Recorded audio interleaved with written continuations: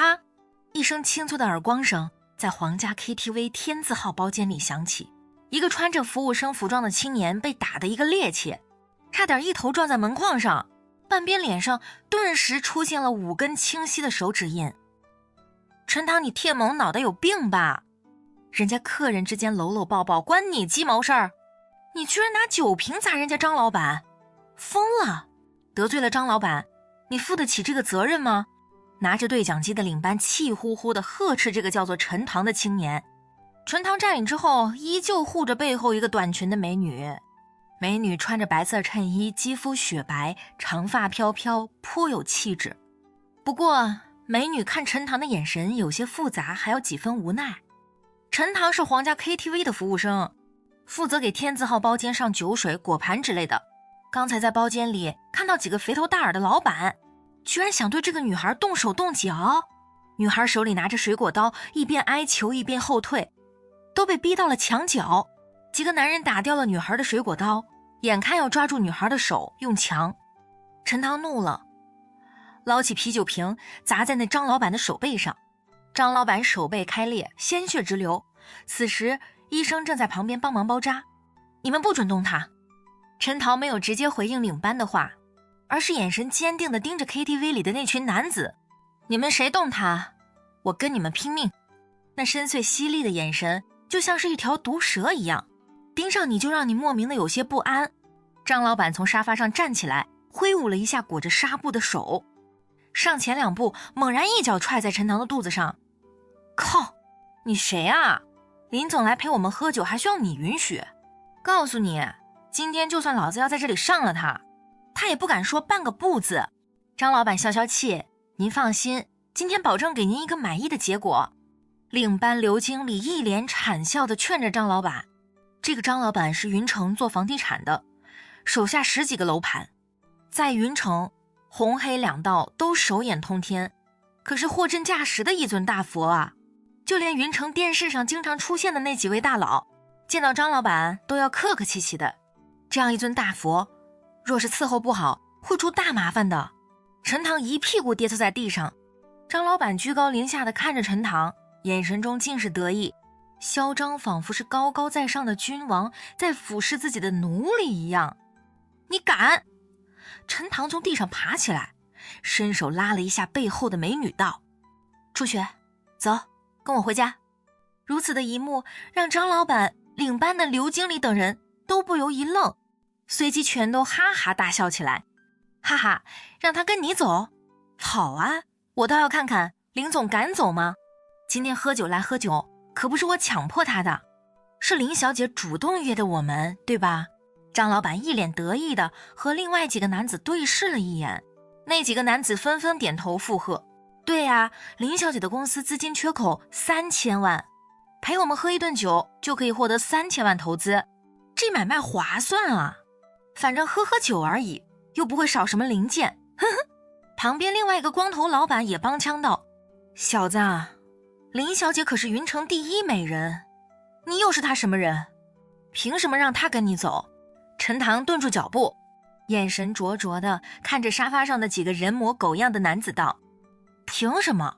哼，凭她是我老婆，这理由够吗？陈塘一字一句地吐出这几个字。房间里所有人一愣，眼神全都齐刷刷地看向陈塘背后这个叫做林初雪的美女。林初雪眼神浮现一抹挣扎之色，最后还是甩掉了陈塘的手腕道：陈塘，别胡闹了行吗？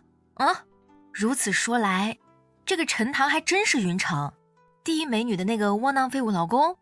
哈，林小姐，这就是你那个窝囊废物老公？传说林老爷子当年是在垃圾堆里捡回来的。堂堂云城第1美女，却嫁给一个乞丐，现在终于有机会看到真人。来来来，快转过来，让我们大家好好看看。张老板像是发现了新大陆一样招呼着众人，旁边立马有人将灯光调明亮了几分，房间里顿时一片光亮。林初雪嘴唇动了动，一脸讪笑道：张老板，您说笑了，陈塘不是乞丐，他当时只是受伤了，所以恰好晕倒在垃圾堆那边而已。陈塘看了林初雪一眼，心中长叹一口气，不知道林初雪是在维护自己，还是在维护自己的面子。但不管怎么说，这些年倒是让这丫头受了不少委屈，而且有林家女婿这一层身份做掩护，陈塘倒也过了几年安稳日子。10年前，家族对年满15岁的陈塘下达封杀令，陈塘离开家族，半路遭到几个堂哥的派人追杀，在云城身受重伤，晕倒在垃圾堆里，逃过一劫，恰好被林家老爷子所救，后面更是将林初雪嫁给了陈塘，结婚3年了，两人只能算是名义上的夫妻。林初雪没让陈塘碰一根手指头，但陈塘对林家还是感激的。不管怎么说，自己的老婆在眼皮子底下受欺负这口气，陈塘咽不下去。张老板摆摆手，一脸邪魅地看了陈塘一眼。那都不是重点，重点是今天这顿酒，林小姐，我们还继续喝吗？林初雪心里长叹一口气，喝，我们继续喝。陈塘，你出去吧，我只是陪张老板喝点酒，我有分寸的。林氏服装集团最近出现了资金缺口，若是3天内筹不到3000万的话，林氏集团怕是就要倒闭了。林氏集团是爷爷的心血，爷爷临死之前将公司交给林初雪，林初雪不想公司断送在自己手里，所以才硬着头皮来 KTV 陪张老板等人喝酒。但林初雪也没想到，居然这么巧合的来了陈塘工作的地方，张老板还动手动脚。虽然和陈塘结婚只是遵从爷爷的意思，可毕竟有夫妻之名，总感觉还是有些别扭。看着林初雪瘦硕的肩膀，陈塘不由一阵心疼。这个女孩身上承载了太多的重担啊！初雪不就是3000万？我可以帮你的。陈塘柔声对林初雪道。陈塘不开口还好，一开口，林初雪顿时火冒3丈。帮我？说的轻巧，你怎么帮我？3000万？你去抢银行吗？给我出去！现在你出去就是对我最好的帮助。放心，我不会做什么对不起你的事。陈塘想要开口解释，但张老板直接打断了陈塘的话语。傻逼，你没听清楚吗？你老婆让你滚出去！看着张老板那可恶的嘴脸，陈塘气得脸色一片铁青。老王八蛋！陈塘操起桌子上的酒瓶，准备再次攻击张老板。旁边的领班吓了一大跳，连忙对门口的保安呵斥道：快来人，将他轰出去！众人7手8脚地将陈塘弄了出去。趁陈塘被保安抓住的时间，张老板还不解气地上前雷了陈塘几拳。麻蛋，居然敢打老子！哼，你给我等着，今天就让你老婆跪着求我，你能怎么地？刚看着吧。陈塘被轰出去之后，领班恭敬地对张老板道：张总，您继续，我保证不会再有人来打扰您。毕竟都是熟人，保安将陈塘弄到门外之后，便松开了陈塘。陈塘伸手摸了一下嘴角的血迹，口袋里手机突然响起叮咚一声短信提示音。陈塘将手机拿起来一看，陈塘，恭喜你，家族10年禁令已经解除，现在你可以动用家族所有资源，包括财力和 A 级以下的武力支援。家族禁令终于解除了吗？哼！陈塘迅速拨通了一个号码，胖老，我需要 D 级支援，马上派人到皇家 KTV 天字号包间，有人要动我老婆。好，少爷，1分钟之内我们的人就能抵达。恭喜少爷，您终于可以回归家族了，再也不用受这窝囊气了。电话里一个充满磁性的声音回应着陈塘。陈塘长叹一口气，记住，先不要暴露我的身份，我暂时还没打算回去。明白。家族禁令既然解除，陈塘也就不需要再忍气吞声。看着自己的老婆受委屈，陈塘做不到。挂断电话，陈塘便准备推开门，房门朝房间里冲去，而恰好领班刘经理从房门里出来，看到陈塘的动作，又一个大耳刮子抽过来。混账，你还嫌闹事不够大吗？你想死，不要拉上我们。刘经理嘴里还在叨叨，而陈塘却二话不说，反手一巴掌狠狠戳在刘经理脸上。啪！清脆的响声在走廊上传响。刘经理和几个保安都惊呆了。我操，你连我都打！麻蛋，你工作不想干了？靠！皇家 KTV 是云城比较上档次的 KTV， 这里的服务生工资加上小费，基本一个月可以拿到1万块以上，这在云城算是非常不错的工作了。对于很多人来说，皇家 KTV 的工作绝对算是香饽饽。之前陈塘家族禁令没有解除之前，陈塘的确需要一份工作来养活自己，但现在，一个破工作而已，不干了又如何？陈塘一把将衬衣外面的西转马甲脱掉，狠狠扔在地上，在刘经理还没反应过来之后，又一巴掌抽在刘经理另外一边脸上。这2巴掌是还给你的，我的事情你最好不要管。话音落下，刘经理和几个保安还没回过神来，陈塘已经一脚踹开房门冲了进去。包间里，林初雪正在给张老板和另外几个肥胖男子倒酒。张总、王总，刚才的事情对不起啊，我给你们道歉。林初雪弯腰倒酒的时候，张老板另外一只没有缠绷带的手居然再次伸手朝林初雪抓去。林总，别倒酒了，来，陪我坐坐嘛。男人永远都是这样，得不到的永远在骚动。张总，不要这样，我有老公的。林初雪躲闪了一下，但张老板却不依不饶，朝林初雪扑过来。砰！眼看张老板的手距离林初雪只有5厘米了，又一个啤酒瓶砸了下来。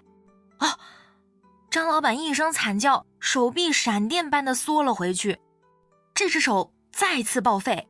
等张老板看清楚是陈塘之后，气得暴跳如雷，歇斯底里的咆哮道：王八蛋，你他妈是疯狗啊！刘经理，你们他妈的吃屎的！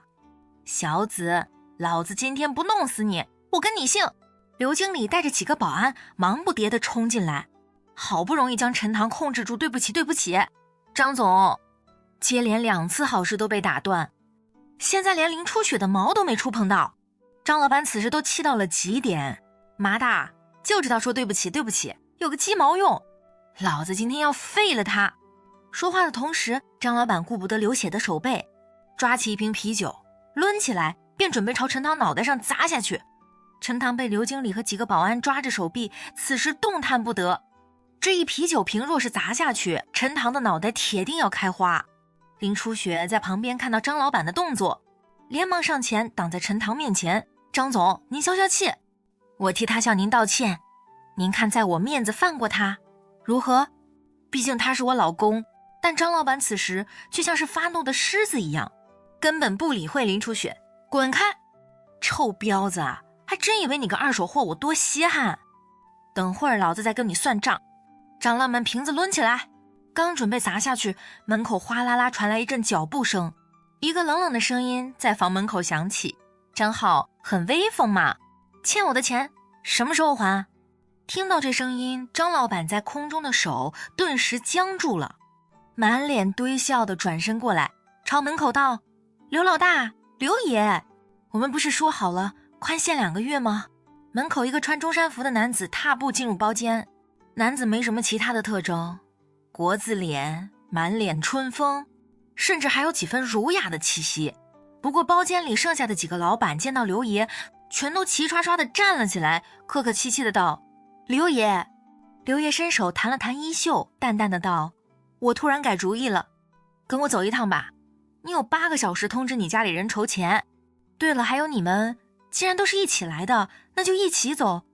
刘爷声音不大，云淡风轻地扫了包间里众人一眼，一句话便定了众人的生死。刘爷，张总的事情与我们无关啊。对啊，我公司那边还有事，我能先走吗？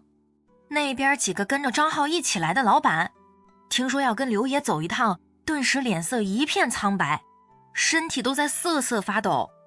刘爷真名刘天雄，表面看起来温文尔雅，但实际上的手段却歹毒得很。刘天雄在云城有活阎王的称号，据说刘天雄有一座自己的白房子，一旦被请到他的白房子里，从里面活着出来的人，轻则脱层皮，重则疯了。陈塘看了刘天雄一眼，心中了然，云城手眼通天的刘天雄，这应该就是家族的 D 级支援吧？ D 级支援就这么强，那么 C 级 B 级又如何？怎么？你没有意见？刘天雄微笑着看了张老板和其他几个老板一眼，眉梢中虽然还是微笑，但那一抹隐约的寒意却让他们不由浑身一哆嗦。没意见。刚才还嚣张不可一世的张老板、王老板等人此时全都乖巧的像绵羊一样，乖乖排队朝外面走去。此时根本没任何心思理会林初雪和陈塘。刘天雄转身看了一眼被抓着的陈塘，和陈塘交换了一下眼神，淡淡的对几个保安道：你们还抓着他干什么？放了。是。刘经理连忙应答了一声，对几个保安使了个眼色。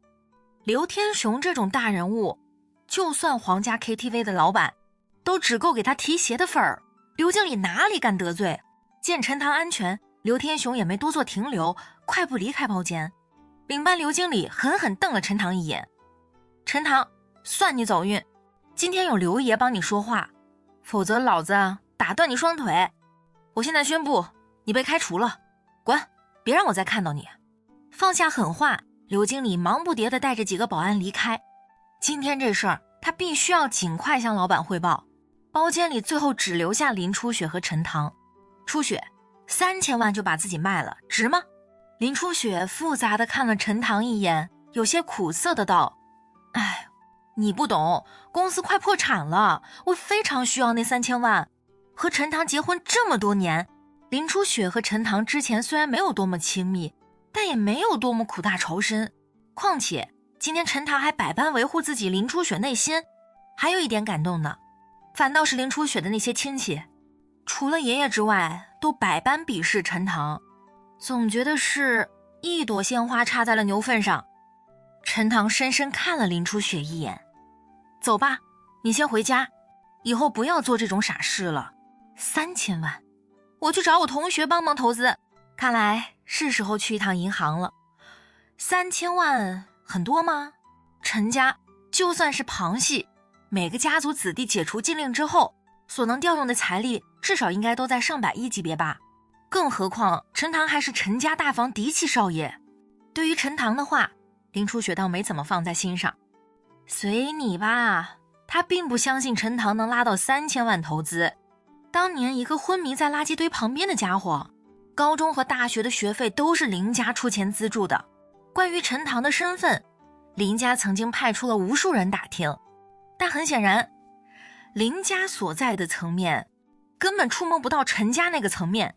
陈塘被封杀之后的身份家族早就安排好了，外界任何人所查到关于陈塘的身世只有一个遗弃的孤儿。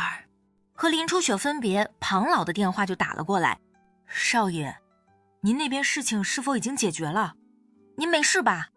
我没事，庞老，谢谢您这些年的暗中保护。陈塘在电话里回应了庞老一句：当年陈塘离开家族，虽然家族禁令说是不能和家族有任何联系，不能借助家族的任何力量，但爷爷还是暗中将自己心腹爱将庞老派到了西南，悄悄坐镇云城，暗中护卫陈塘。最开始陈塘还不知道，但后面看到云城突然崛起一个影响力遍布西南的庞氏集团，陈塘立马明白了。少爷哪里话，能看到少爷平安长大，我就满足了。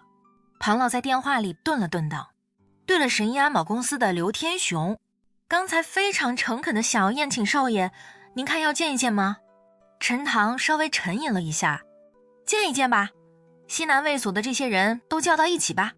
陈氏家族作为地球最强家族，下属36卫所72附庸家族，而西南8省正好就属于西南卫管辖。既然回归家族了，避免误伤自己人，该见的还是要见一见的。庞老在电话中有些激动：好，少爷果然体恤我们，我这就安排，晚上7点，云城帝豪酒店，到时候我来接少爷如何？陈塘摇了摇头：不用，我自己坐车过来就行。目前还是不能太高调了，毕竟家族那边盯着自己的人可不在少数。对了，庞老，我现在能动用的财力标准是多少？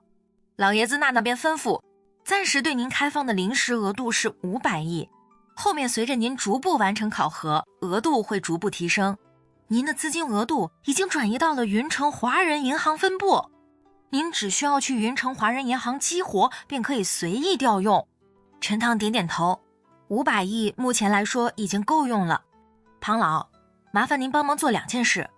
我老婆的公司最近出现了问题，您安排一下，就以我同学的名义投资3000万，给我一个账号，钱我等会儿转给你。好的，少爷，这个简单。另外一件了。陈塘回头看了看背后的皇家 KTV， 嘴角一抽，帮我买下皇家 KTV， 我还想继续在这里上班呢。明白。半个小时后，华人银行云城分部，陈塘按规矩排号，等到自己的时候，淡定地对柜台人员道：您好，我取钱。好的，您取多少？3100万。陈塘一脸淡定，但柜台背后的美女却一脸怪异地看着陈塘。先生别开玩笑，云城神经疗养院就在对面，被当成精神病了。陈塘也有些无奈，我没开玩笑，我用指纹啊。听到陈塘的话，柜台背后的苏柔不由一愣，正常存款取钱用银行卡那都是普通客户罢了，而用虹膜指纹的人绝对都是超级富豪。苏柔忍着这么多年都没谈恋爱，就是想要傍一个大款。现在机会终于来了吗？好的，先生，请验证您的指纹。苏柔的声音都柔情的快要化出水来了，一边操作电脑的时候，一边悄悄打量着陈塘，长得还挺帅的，这就更美了。D 指纹验证通过。同时，电脑上弹出一行红色字体：顶级绝密客户，你无权操作。我的个乖乖！苏柔作为主管，做能操作的权限最高可达到10亿，而现在显示说陈塘是顶级绝密客户，那至少都是100亿级别以上的。忍着心中激动，苏柔满脸堆笑的道：陈先生，请跟我来。华人银行顶级密室中，行长赵忠恭敬的给陈塘介绍道：少爷，这边是20亿美刀，这边是10亿英镑，这是20亿红票子，这边是1公斤重的金砖，1箱20块，总共100箱。看着琳琅满目的这些现金，金条陈塘倒没有多么激动。行了，不用这么麻烦，给这个银行卡号里转3000万，另外一张银行卡里转100万。好的，少爷。从银行门口出来的时候，苏柔都追到了银行口门外。陈先生，刚才对不起，我可以请您吃饭吗？这是我手机号。那波转流离的表情，用脚拇指也能想到苏柔说的是什么意思。不用。陈塘淡淡一笑，潇洒离开。林初雪公司的事情也解决了。陈塘思考了一下，想到林初雪这些年对自己的照顾，思考了片刻，喃喃自语道：算了，去云城商行给初雪买2套衣服吧。这小妮子一心为公司，自己都没舍得买衣服，也着实不容易。坐车到云城商行，刚到坐电梯到3楼，在一家玉器店收银台，陈塘陡然看到了一个熟悉的身影，林初雪。这小妮子跑这里来干什么？远远的，林初雪似乎正在跟一个年轻人争吵着。林峰，你太过分了啊！明明这个手镯是我先看上的，你为什么要跟我抢？旁边一个穿着蓝色衬衫的青年得意的道：哈哈，什么叫过分？你已经超过预定时间了，这个手镯我买了，为什么不可以？明天就是奶奶的生日了，你现在才来买礼物，你完全就没把奶奶放在眼里，你只知道拍马屁的混蛋！林初雪气得胸口一颤一颤的，但却无可奈何。林峰抖动着大腿道：那又如何？奶奶就喜欢我，不喜欢你。我的好姐姐，你管理着那么大一个公司，你不是很有钱吗？那边有一个80万的耳环吊坠，你买那个和我争这个20万的手镯有什么意思？听到这里，陈塘算是明白了。林初雪提前预定了一个手镯，但错过了取货时间，被林峰抢先了。这个林峰就一个溜须拍马屁的二世祖，游手好闲，什么都不会做，就只会讨好奶奶。80万，正好我有啊！陈塘快步上前2步，伸手一把搂住林初雪的小蛮腰。微笑着对导购员道：“80万吗？麻烦你帮我包起来，我要了。”陡然出现的陈塘让林初雪和林峰等人都不由一愣。哎呦，这不是从垃圾堆里捡回来的姐夫吗？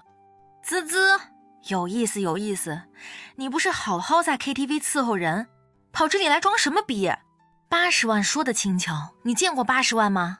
林峰嗤鼻冷笑一声，你若是能拿出80万，我当场直播吃翔。林初雪看到陈塘过来，也不由皱了皱眉头。陈塘，别胡闹，我钱全部投入到公司里去了，哪还有那么多钱？林初雪作为林氏集团的总裁，每年的工资都是几百万，加上之前的积蓄，本来也是有小1000多万的。若是公司不出事，给奶奶买个80万的耳环，完全不是问题。只是最近公司资金断裂，林初雪这个傻妞将钱全部投到公司里去了，自己只留了30万，所以想要买那个耳环肯定是买不起的。陈塘微微一笑，老婆，你没有，我有啊，我的不就是你的吗？话音落下，陈塘将卡拿给收银员道：“来刷卡吧。”林初雪一愣，看着陈塘的样子，似乎不像是开玩笑啊。林峰在旁边冷笑一声，装模作样，看你能装到什么时候？哼！收银员迟疑了一下，最终将 POS 机打开，输入80万先生，请输入密码。此时陈塘还穿着 KTV 服务生的服装，一个打工族可能拿出80万吗？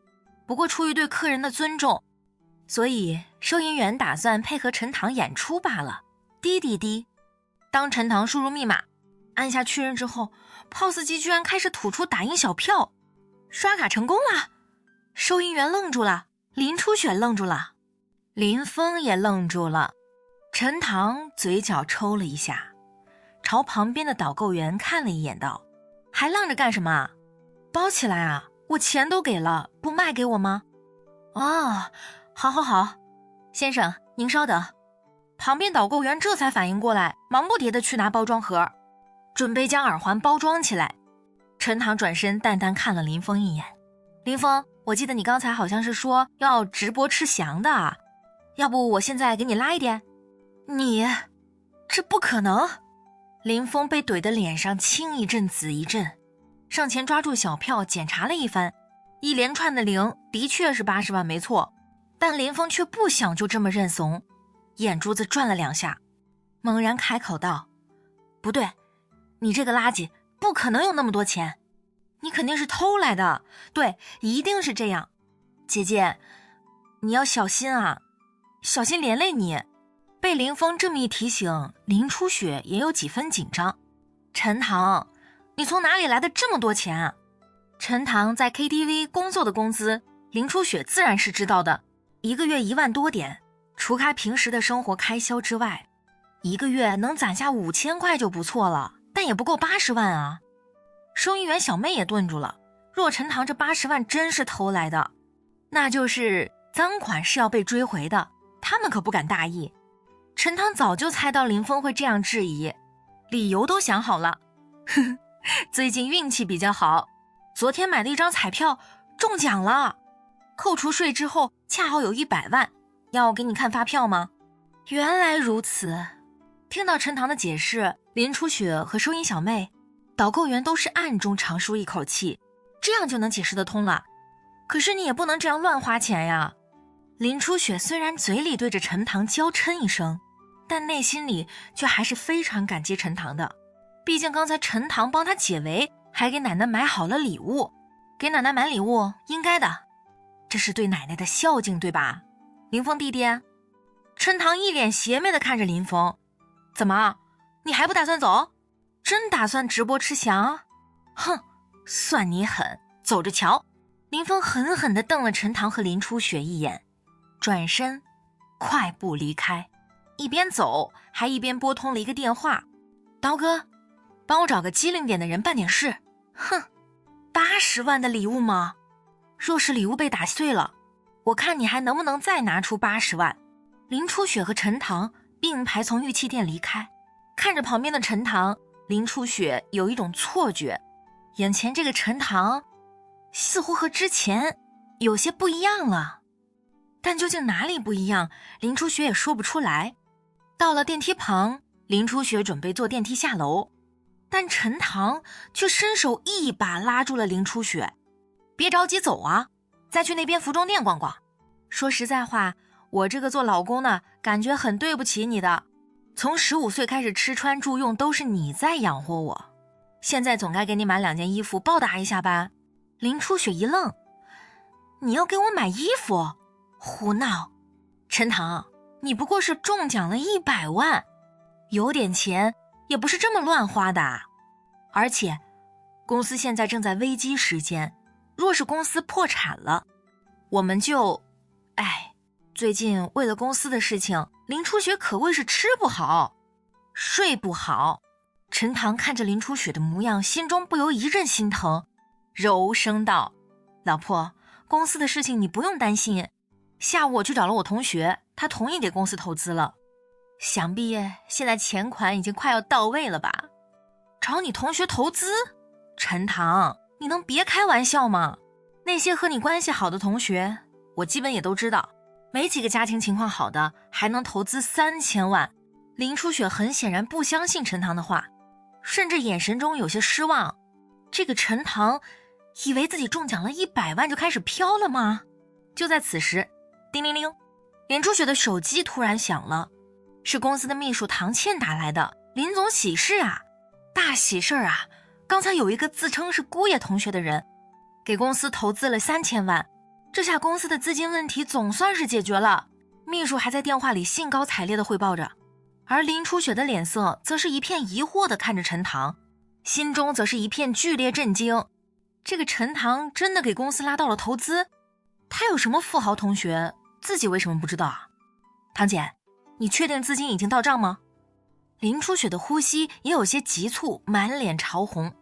若是真的3000万到位了，那公子的燃眉之急就解决了，而自己也不用去卖笑求云城的那些大佬投资了，千真万确。不过让我好奇的是，对方也太爽快了，要了公司的账号，直接就把钱转过来了，合同都没签，让我补签一下，然后邮寄给他就行。开始我还以为是骗子呢。行，我知道了，先封锁消息，谁都不要告诉我。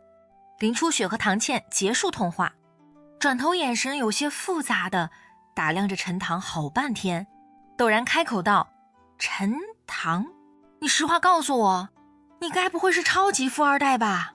豪门巨子？看着林初雪的目光，陈塘也不由一愣，这就暴露了，被发现了，自己这老婆也太聪明了吧？那就不装了，对啊，我就是超级富二代，其实我家超有钱的，我的零花钱买下你家100个公司都没问题。要说比有钱，绝对没有谁比我更多。陈塘深呼吸一口气，一本正经地对林初雪道：本来陈塘还打算低调的，但既然被发现了，那就索性坦白吧。反正林初雪作为自己的老婆，迟早是要知道这个秘密的。林初雪看着陈塘那一本正经的样子，看了3秒，突然噗呲一声笑出来：就你还超级富二代豪门巨子，别开玩笑了。不过你居然真的联系到了一个富二代同学给公司投资，我还是很意外的。等过段时间请你同学吃个饭，好好感谢一下你同学吧。不相信？陈塘有些郁闷地摸了摸鼻子，自己说的是真话呀。陈氏家族作为地球最强家族，陈塘是陈家的嫡系少爷，虽然上面还有一个大哥，但大哥憨厚，爷爷早就说过家族不适合交给他。那么陈塘相当于是陈氏家族唯一的继承人，500亿零花钱都是临时额度，说真话居然不相信。好吧，看来自己还是要继续装穷下去啊。好啦，别发呆了，既然公司的资金问题解决了，你就陪我去买2件衣服吧，但提前说好不准超过1万块。咱们虽然暂时度过了难关，但咱们也不能浪费。公司危机解除，林初雪心情大好，不自觉的居然主动伸手挽住了陈塘的手臂，这可是破天荒的第一次啊。虽然林初雪15岁就和陈塘生活在一个屋檐下，朝夕相处，但对陈塘并说不上多么喜欢。嫁给陈塘也是因为爷爷的意愿。结婚3年，陈塘没有强迫林初雪做什么，林初雪也没主动和陈塘有过亲密行为。在这一点上，陈塘倒是完全尊重林初雪。初雪，你的动作？陈塘顿住脚步，眼神朝自己的手臂示意了一下。林初雪脸色一阵羞红，转头娇嗔一声道：怎么，我挽自己的老公不可以吗？话语顿了顿，林初雪转头一脸诚恳地看着陈塘道：陈塘，谢谢你，之前在 KTV 那边你那么护着我，让我很感动的，还害得你没了工作。要不明天开始你到公司来上班吧。女人是一个很奇怪的生物，她的很难琢磨，可能一件小事就能让她感动得稀里哗啦，但也可能因为一件小事让她勃然大怒。看着林初雪的表情，陈塘知道林初雪一直拒人之外的心门终于裂开了一道缝隙，自己还需要继续努力啊，争取早日完全俘获林初雪的心。不了，我觉得还是 KTV 那边的工作比较顺手。放心，我让同学找 KTV 的老板说说情，我应该还可以留在那边上班的。陈塘温柔地对着林初雪道。林初雪倒没有再坚持，那好吧，随你。两人在商场里给林初雪挑选了2套裙子，林初雪也给陈塘买了2件 T 恤，手挽着手一路离开商场。陈塘左手帮忙提着衣服，右手提着给奶奶的买的耳环吊坠，两人正准备朝停车场走去，突然一个头戴鸭舌帽戴着口罩的男子从侧面冲过来，挥动手里的一根钢管朝林初雪这边砸来。陈塘眼神一凛，迅速转身，一把将林初雪护在怀里，打算用后背挡住男子的攻击。小心，老婆！钢管擦着林初雪的身体砸了下去，不过幸好林初雪没受到什么伤害，而那个鸭舌帽男子一招没攻击到手，得意地对着陈塘和林初雪竖起了中指，眨眼间便跳到路边一辆没有拍照的面包车上，逃窜得无影无踪。神经病！陈塘松开林初雪，嘴里骂咧了一句：老婆，你没事吧？这已经是陈塘第2次舍命相救了。林初雪看陈塘的眼睛里似乎都充满了水泽。我没事，老公。其实让林初雪嫁给陈塘，林初雪内心是不愿意的。陈塘相貌平平，孤儿一个，似乎也没什么大本事，就是那种扔到人群里找不出来那种。嫁给陈塘，林初雪本来觉得很委屈的，但今天陈塘3番2次舍命救自己，林初雪内心被触动了。结婚3年，林初雪没让陈塘碰1根手指头，陈塘也没什么怨言。现在想起来，这对陈塘不公平，自己应该对他好一点的。没事就好。陈塘松开林初雪，整理着手里的手提袋，董然看到掉落在地上的礼品袋，顿时脸色大变。糟糕，奶奶的礼物！林初雪也眉头一皱，那可是80万啊！现在林初雪手里的积蓄只有20多万了，可再也拿不出80万来重新买一对耳环。原本精美的包装盒，此时被砸得稀烂，4分5裂。此时陈塘和林初雪算是明白了，原来刚才那个男子攻击林初雪是假，而打坏这个耳环吊坠才是真啊！陈塘伸手将稀烂的盒子打开，里面一堆精美的翡翠吊坠早就被砸得碎成了一堆碎屑，没有一块是完好的。该死的肯定是林峰那混蛋搞的鬼！林初雪看到盒子里碎裂的耳环，气愤地在地上跺脚。陈塘眼神中闪过一抹狠戾，这个林峰还真是让人讨厌啊！陈塘还没开口回应，嘎吱一声，一辆蓝色的宝马停在路边。林峰从车窗里探出脑袋，故作惊讶地看着陈塘手里碎裂的盒子。呀，姐夫，好可惜啊，你们刚买的耳环摔坏了。哎，这可如何是好？我刚还给奶奶打电话说你们给奶奶买了一对80万的耳环了，你们也太不小心了，摔坏了，奶奶明天肯定会很伤心的。你卑鄙无耻，一定是你派人打坏耳环的，对不对？林初雪气得脸色一片铁青，用脚拇指也能想到肯定是林峰，不然谁会无缘无故的对着一个礼品盒子下手。林峰手指在车门上敲打着，姐姐，你怎么能污蔑你弟弟呢？我只是关心一下你罢了，哈哈，不就是80万吗？姐姐，你不是公司的总裁吗？赶紧多捞2笔啊，不然以后就没机会喽。话音落下，林峰一脚油门，车子呼啸而去，留下陈塘在旁边皱着眉头。老婆林峰这话中有话啊，公司的危机不是解除了吗？怎么说你当不了总裁了？